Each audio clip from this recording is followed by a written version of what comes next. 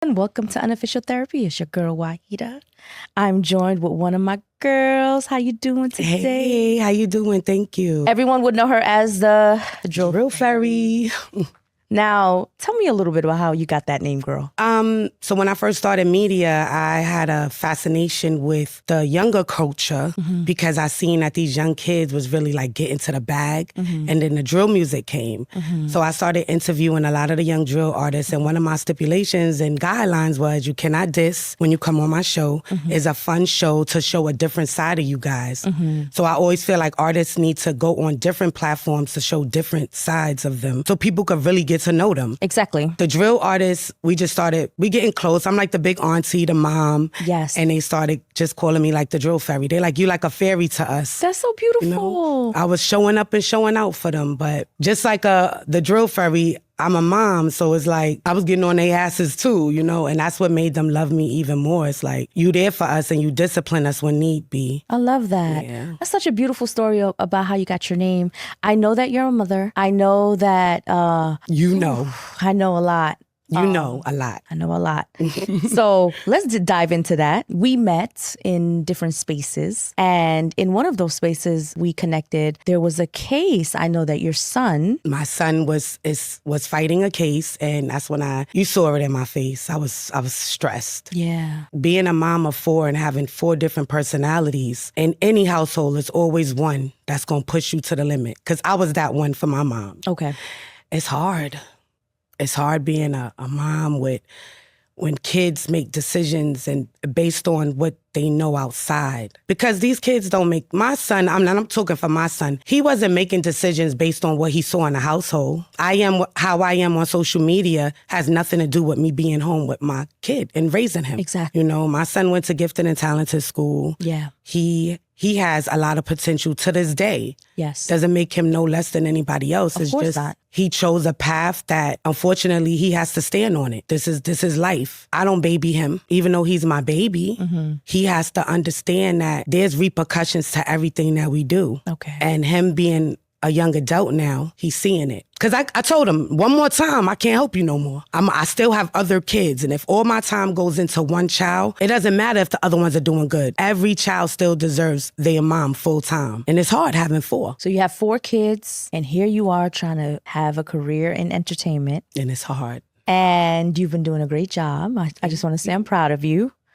Right? There's significant progress. I see you you're like in some ways, just an icon in your own right, because everybody needs that person that they can go to and get proper guidance and coaching. Folks are not always comfortable talking to everyone around them. They pick and choose who they connect with. And I see a lot of people connecting with you and trusting you. I just want to ask, like, who do you connect with? Who do you trust? Who do you go to for guidance and support? Myself. I have my sisters, but my life is complicated. So I go to music, I go to myself, and I just go to my family, my immediate family. My family, I don't have a big family.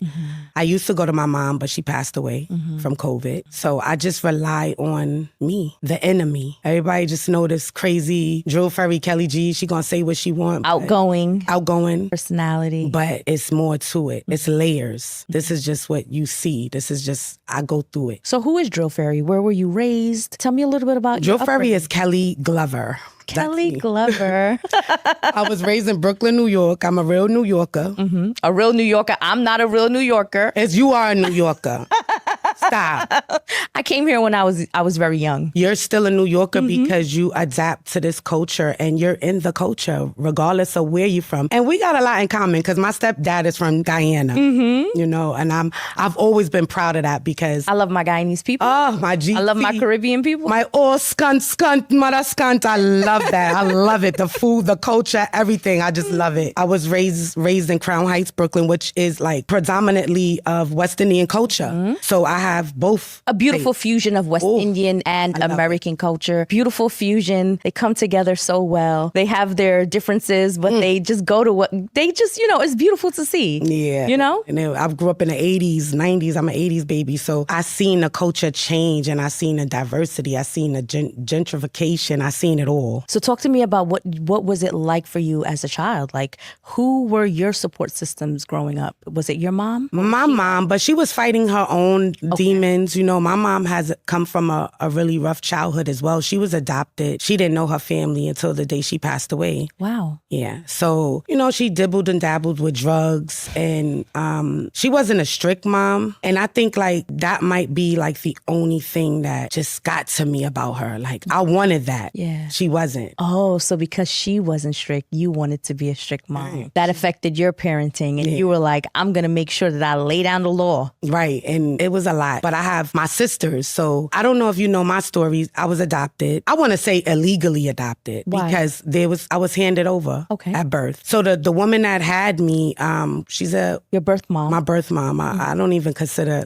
it's so much deeper than that. Okay. I found out in my 20s, to rewind, when she got pregnant with me, the deal was she didn't want to have the baby. Okay. But my mom, who's not my biological mom, she's my mom. Your adopted mom. My adopted mother said, well, look, you don't want to have her. I want to have another baby, but I don't want to go through the pregnancy. Just give her to me. So it was like a surrogate situation. Yeah. Okay. Surrogate. I was born and she said, here you go. But nobody told me and my family because that was the agreement. But everybody around me knew. I wasn't treated any less different. In fact, I would say I was my mom's favorite. Wow. Because she's been through that. I was chosen. That's so incredible. Yeah. That is a really interesting story that, your mom and you shared very similar. Wow. It's hard. It's crazy because I found out in my 20s. A random person outside told me. What they say to you? They just stopped me when I was with my friends. It was I was walking up Eastern Parkway, and they was like, did your mom ever tell you the situation? You're grown now. You have a kid. I had already had my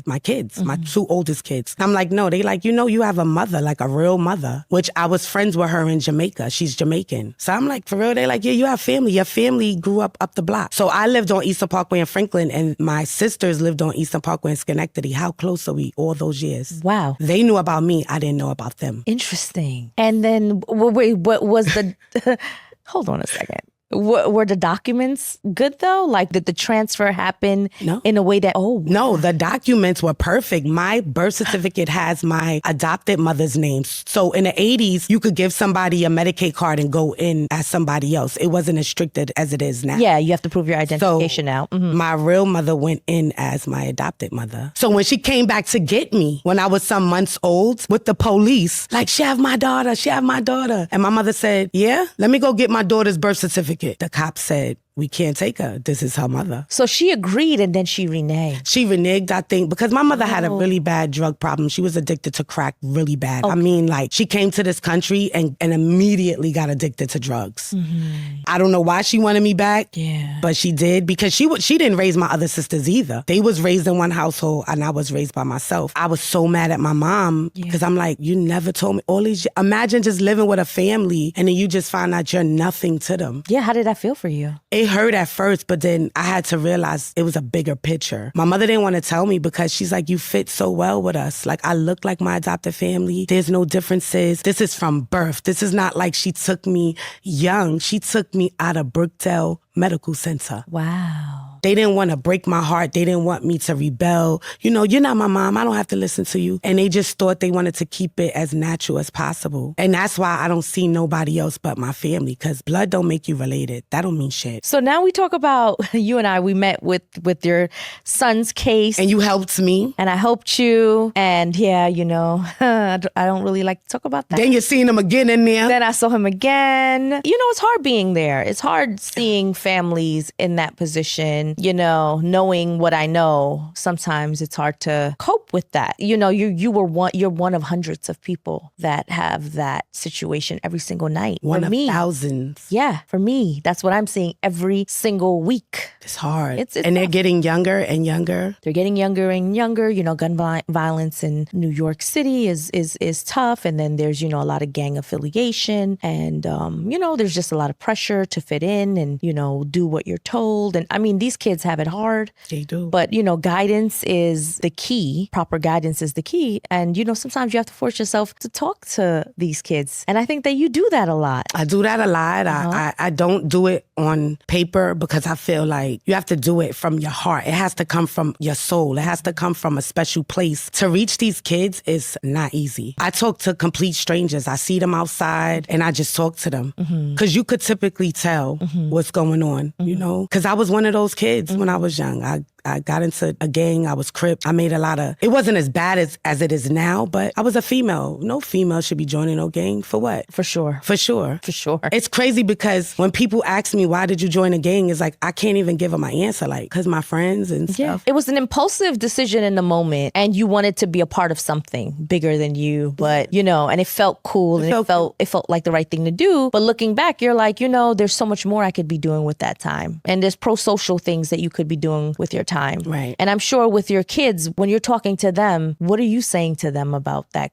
lifestyle? Well, that particular, my teenager, I get in his ass. I keep it official with him. Like, listen, you could die. You could die and you could go to jail for a very long time. I can't do it no more. You gotta stop. Like, I don't sugarcoat nothing to them. I try to get them to talk to people that's experienced and walk the same walk. Like, I know people that, one of my good friends is coming home from doing 20 years straight. That don't scare y'all? It's terrible. It don't such a bad way to live life. It is. It's a bad way because even when you come out, you're still gonna be judged. Everything you do is still going to be judged. You're going to be judged, but also you're at a disadvantage. You're at a significant disadvantage because, you were not able to do certain things. Nope. And that's what I tell my son. You want to do music, but I can't support the dissing. I can't support it. Show me. And I'm not taking no credit because drill music went crazy in the beginning. Okay. These kids found a lane and they made it work. They had teachers getting sturdy. They had prints. At one point, it wasn't as bad. But then when you look in the news, kids are dying. And then it's like, okay, gang related, gun violence is too much. This not Chicago, this New York City. So when do we say enough is enough? I see that they have like the drop your flag challenge. That's not enough. What is enough? What do you think can happen so that, These kids need incentives. These kids, it needs to stop before it even gets to that level. So if these kids are being active, they need better resources. The city is not giving good resources for these kids.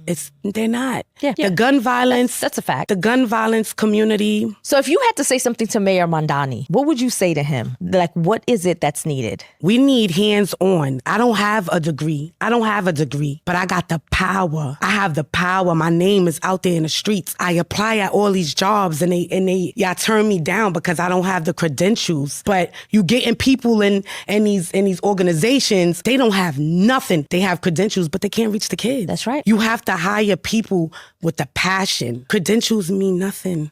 Nothing. Y'all opening up all these organizations, these nonprofit, y'all giving all this money to these businesses, these grants. They not doing shit with them. They're not.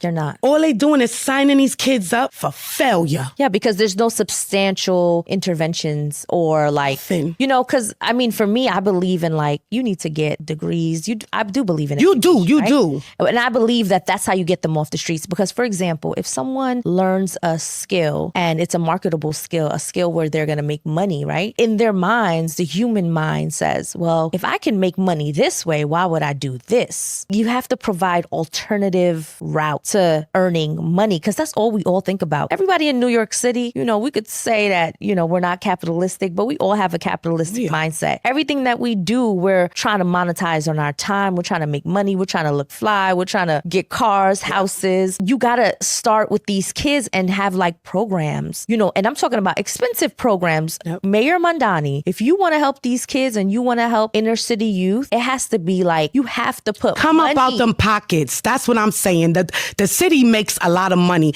This city has a lot of money. New York City is a state that have a lot of money. Y'all have all these big things for the Knicks. Y'all do all these great big things. Help these kids out. These kids is dying out here. I'm going to keep it real. Living in poverty. They're living in poverty. And they're dying. And they're dying. Each other. And they're in jail where it's crowded. Mm-hmm. The jails are overcrowded. These kids need help. And help don't start at these organizations. It should start before then. These kids don't even know what outside of New York City look like. That's true. You give them the money, you take them skating and to Great Adventure and to these bullshit ass trips that serve no purpose for these kids. That's not going to do nothing and change the way they're thinking. It's not going to change the way they think. He wants to do, and I stand with him. You know, don't get it twisted. I like him. I stand with him 100% because he's out there hands-on in the communities, but it's deeper than that, especially in the community that we're talking about. Yep. It's different. You want to do schools. It's been schools for these kids. Yeah. My son went to Mark Twain for Gifted and Talented. They had Art and Design, LaGuardia, all these schools have been around. You have to put people in position that you know is going to help these kids. Yes. You know? So you're saying it's a combination of people that have that power, that voice. Then I think it's also therapy. Therapy. That's what we're missing easily. Even these record labels, they need to have these artists speak therapy. Because some of them are trash too. Let's talk about that. They don't, like, I'll be listening to some of these artists like, he really got signed for this? These A&Rs need therapy too, because what the hell are y'all listening to? I'm just saying. These kids need help. Adults need help. Music is therapy, but that's not enough. But we're not using it the right way. No, we're not. We're using it for negative purposes, right? When did you first realize that you had to prioritize your mental health? Because clearly you're a mom, you're living in New York City, you have these kids, one of them is facing criminal charges for certain behaviors. You have to bear that burden. You know, it's tough on families when families have kids that are in the criminal justice system, right? You have to keep everything together and be there for that child. And chase your dreams. And chase your dreams. It's hard.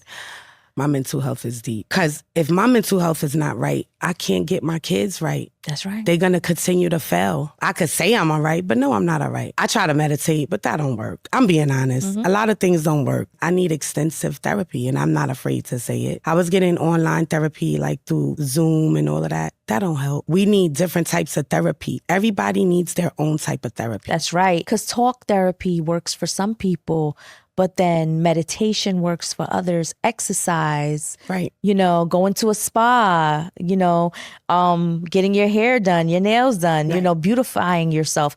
There's so many different layers to therapy, and it's just not talk therapy. It's not. Right? I'm finding myself now. At 45 years old, I'm still finding myself. So I'm still finding what works for me. And so far, nothing. It's been hard. It's hard. What about, have you ever thought about a change of scenery? Sometimes, like for me, that is so powerful. Like every single time I go away and I come back, I'm not as like, you know, sensitive to my environment because I had a change of, scenery, and I'm like, I'm coming back from Miami. I'm like, oh, this doesn't bother me anymore. I was just in Miami on the beach, you know? Enjoy it. So you need a change of scenery. Sometimes that alone, environmental change, that's therapy. It is. When I do go little places, I feel good, and I'm like, I'm not going to answer this phone. I'm not going to do this. I'm not going to do that. But we human and we have responsibilities. So to say I'm not going to answer my phone is crazy, because every time my phone rings, I'm on edge because I have other sons. I have other kids. So not only with one that I worry about, I have a 30-year-old. I worry about him too, you know? What do you worry about for a 30? Life. Because now his life is starting. I carried him for 30 years. And a mother's always going to carry their child. My mother passed away, and I was a grown-ass woman with 4 kids, my own everything, and she still had to carry me. We always need our parents. I don't care what age. We always need our parents. I'm still grieving over my mother passing away.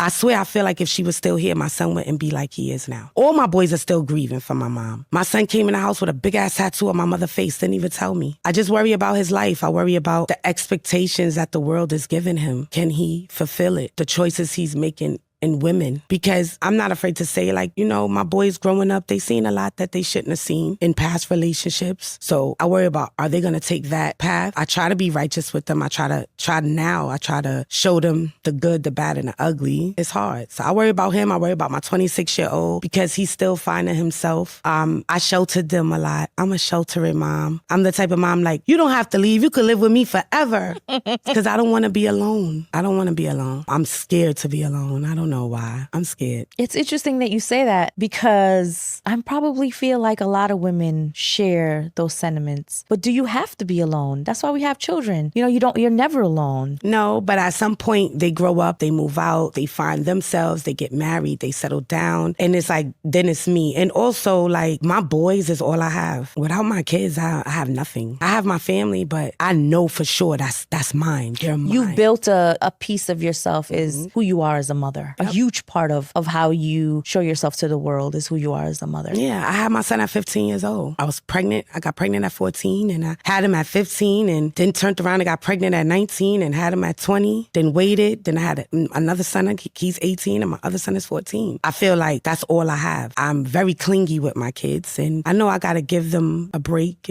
but it's hard when you have trauma and you've been through so much stuff. I feel like there's nobody in this world that's going to protect them like me. You want to see me vulnerable? Talk about my kids. Mm-hmm. Nothing in this world scares me. But when it comes to them 4 boys, my heart goes different for them. What do you think is the best part about being a mom? Seeing you inside of them. You know, just knowing that I have someone to help, someone that needs me. You know, motherhood is great. I think that's me having my son at 15 was the best decision I ever made in my life, because I was fighting to get an abortion. My family didn't want me to have him because they're like, you're so talented, you know, you're not going to finish school. I played around a lot, but I finished. Yeah. Everything that I said I was going to do, I did it. Yeah. It might have took longer, but I did it. Yeah. I would never regret having my kid young. Yeah. Because I learned so much about being a mom, and I learned so much about the younger generation that I would never ever say that I regret it. Your kids help keep you connected. They keep me connected, and they still teaching me. I'm still learning how to be a mom, because the generations change, the times change. But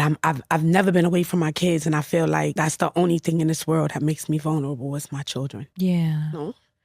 And when we talk about teenage motherhood, it was hard because I had my sisters who didn't speak to me when I was pregnant, but my mom was like, no, you're going to have that baby and we're going to be all right. I had support with my oldest ones, and that you can see the difference. When the grandparents is involved, you could definitely see the difference in the kids. How so? I had support on both sides because I was young. So like babysitting me, going to school, the mannerism, everything is different when you have older people helping you. Yes. You know? Yes. Their patience is different than my younger ones. Yeah. You know, it was a different, and it's crazy because with my younger ones, I was married. So they was raised with both their parents at one time, but it still didn't change nothing. It's nothing like having a help from your parents, which is their grandparents, because they're more soulful. Their heart is different. Yeah, I feel like the older generations, they just loved deeply. They cared for each other deeply. Emotional. Yeah, they were so emotional. They were so sensitive. And I love that. Yeah, I love that too. It's so funny because I feel like as times are changing, I feel like people aren't, I don't know, it just seems like they're not as sentimental as before. Because social media and everything is changing. Technology. And also like we're taught to be, especially men, they're not supposed to cry. They're not supposed to have feelings. They got to just suck it up and deal with life. And that's not true. That's where mental health come in. I would never teach my kids not to cry. You don't have to be so tough. I feel like I cry daily. Every day I It's cry. healthy. Girl, I sit here and cry now. I'm like, oh my gosh.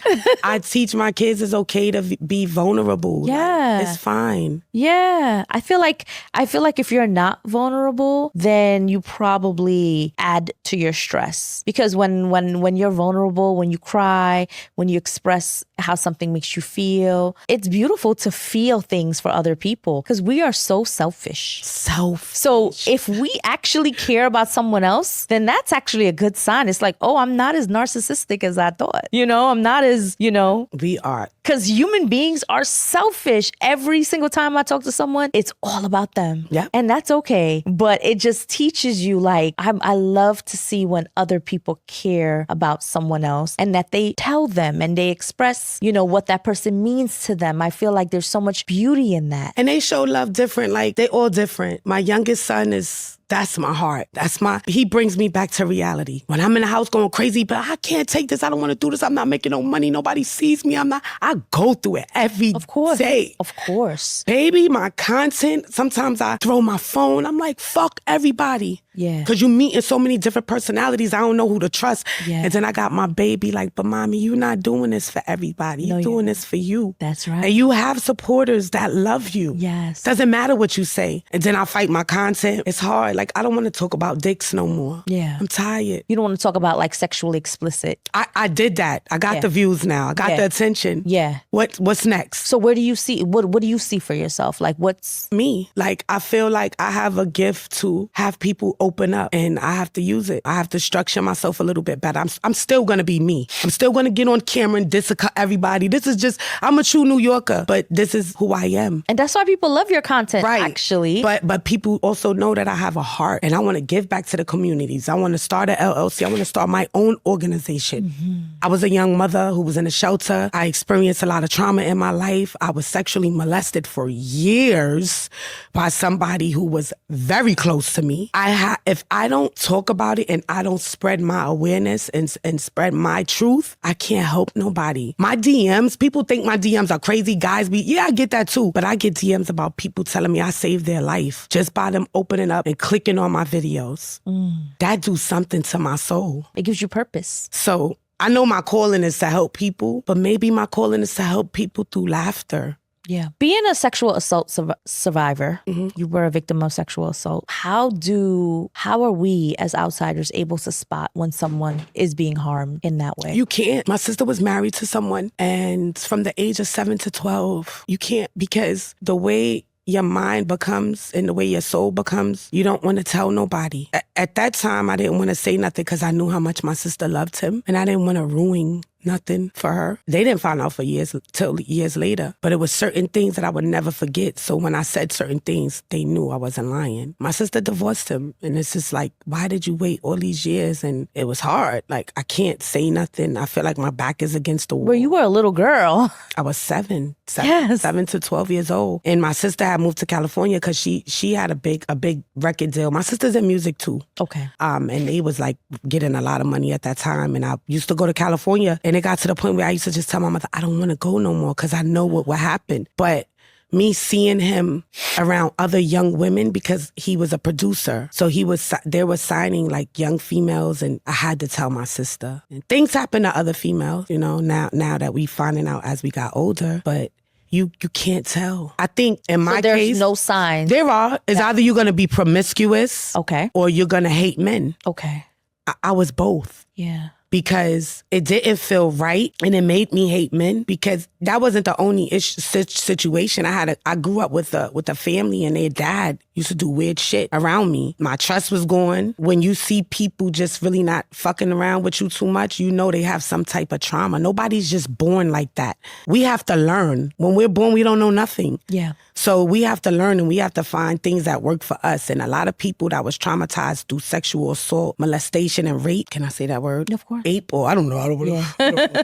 They mask their pain doing different things. Yeah. So I masked mine through other men. I felt like I always needed love. Yeah. So I would always, every day I wanted a boyfriend. Every day I wanted this, I wanted that. Not realizing I needed to heal. But growing up in a household when everybody's suffering from something, nobody gave us the tools. Nobody talked about it. It was not talked about. We didn't sit at the table and say, how was your day? We didn't do those things. It was just about survival. My mother just taught us how to survive. You got to keep moving. No matter what you're going through, you got to just get up and go. Not that she was wrong or right. She just didn't know how to. It's like a domino effect. Nobody taught her that. So how the hell she going to teach us that? Yeah. And also you're living in a space where people are secretive. Secretive, yep. So there's a lot of secrets. And when there's a lot of secrets, a lot of stuff, is not talked about. It's not. Everyone is, doing their own secretive behavior and hiding it from each other. And so you're not living in a family with full transparency where people want to be honest and,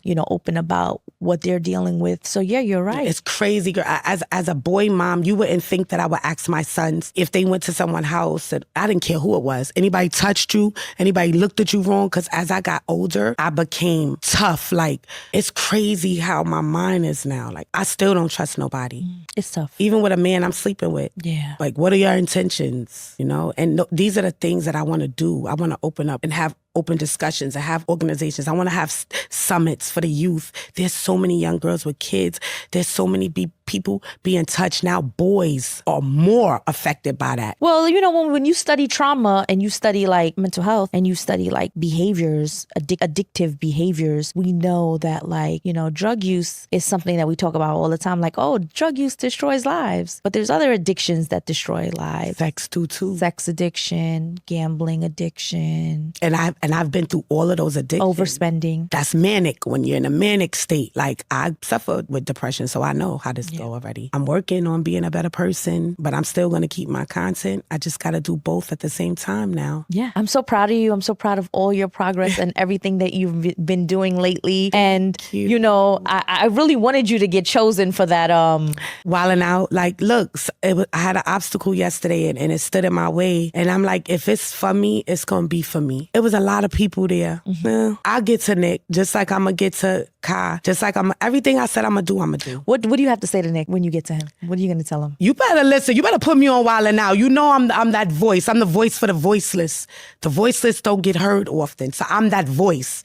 Nick, you have lupus. I have lupus too. We share a lot of personal things together. And although I don't know him, his story is inspiring. He's a workaholic and he's very strong for what he's going through. He's very inspiring. And I commend him for that. But you got to get me on Wildin' Out. Give me a chance. I could be the OG of Wildin' Out. And I'm still learning. Yes, I love that. Learning. What would you say to Kai? Kai, you know I'm that counselor. I told him I want to be a counselor. Okay. I definitely would be a great counselor. I can see that for you. I'm going to be chosen. They're going to choose me. If it's for me, it's going to be for me. That's right. Nothing's going to stop me. That's right. But get me up there, Kai. Get me in that streaming university. I'm trying to break barriers and show these young people that older people could do the same things you could do. We know different. Yeah. Age and time is nothing right now. That's right. Ageism, we need to like throw that out. Throw that out. Like, yeah. Come on. But I know that's what it is right now. You know, it's a way to create separation and limit the growth, the full potential of these young kids. Because if you don't have wise counsel from people that are older than you, you're not going to grow. Nope. You're going to live and learn